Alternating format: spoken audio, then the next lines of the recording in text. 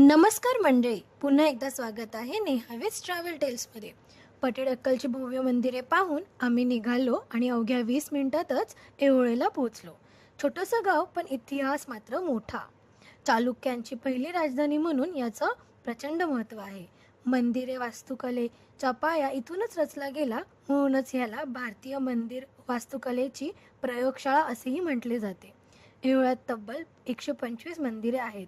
द्रविड, नागरी आणि वेसर अशा तिन्ही शैलींची अप्रतिम उदाहरणं, लाडखान मंदिर, दुर्ग मंदिर, रावळफडी गुफा अशी अनेक मंदिरं पाहताना इतिहास मात्र जिवंत होतो.